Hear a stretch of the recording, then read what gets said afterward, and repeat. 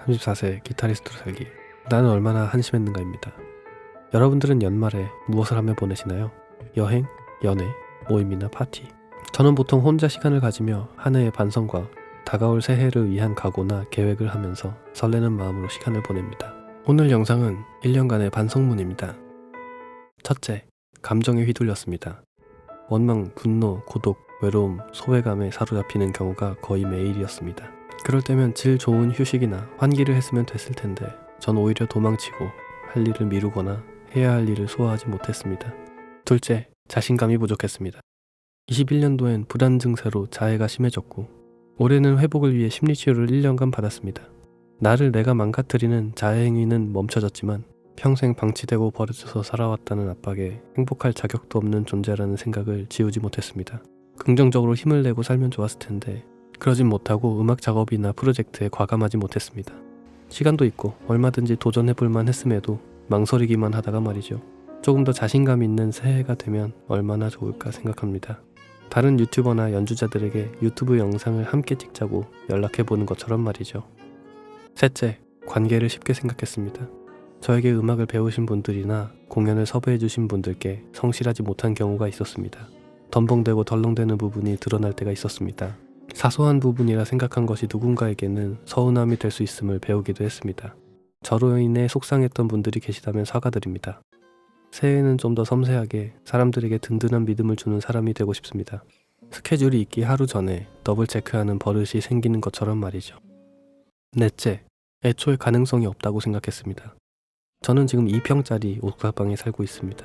음악을 포기하지 않는 한 이곳을 절대 벗어날 수 없고 자격도 없다는 강박에 청년 전세 대출에 대해 검색도 안 해봤습니다. 심리치료 과정 중 자신감을 살리게 되어 난생 처음 청년 전세 대출을 검색해봤습니다. 청년으로서의 저는 6개월밖에 안 남았지만 말이죠. 어려서부터 혼자 생존해온 저같이 불우한 청년에게 우대금리가 있다는 것을 처음으로 발견했고 그 기한도 이제 6개월 정도밖에 남지 않았다는 것도 알게 되었습니다. 지하실에서 기타 치며 죽지 않고 버텨오긴 했지만 우대금리만 미리 검색해보고 나의 가능성을 열어두고 살아왔다면 훨씬 행복했을 텐데 이제라도 조금씩 나아져서 2평집에서 언젠가는 3평 옥탑방으로 이사갈 수 있다는 생각으로 미래를 긍정적으로 볼 수 있으면 얼마나 좋을까요? 다섯째, 친절하지 못했습니다. 저는 인생의 목표와 가치에 눈에 보이는 숫자나 물건, 업적, 명예는 추가하지 않으려 합니다. 제 인생 목표는 평온하기, 친절하기, 성실하기처럼 눈에 보이지 않는 가치로 정했습니다. 돈이나 무대, 누군가와의 행복한 결혼 등은 좋은 것들이지만 내 존재 가치에 결정적인 것으로 설정했다가는 잘못하면 인생이 좆되기 쉽다고 생각했습니다. 세상이 혐오의 사회가 되어감에 따라 저도 많은 사람들의 선입견을 갖고 특정 연령대나 직업군을 혐오하고 있었습니다.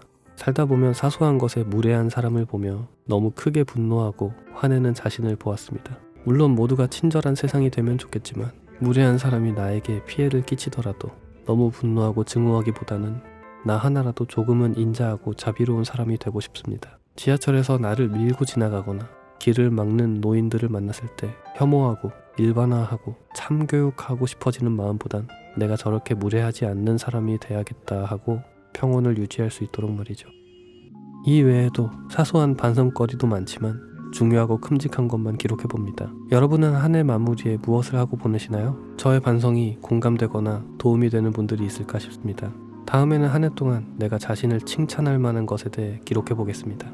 감사합니다. 정규였습니다.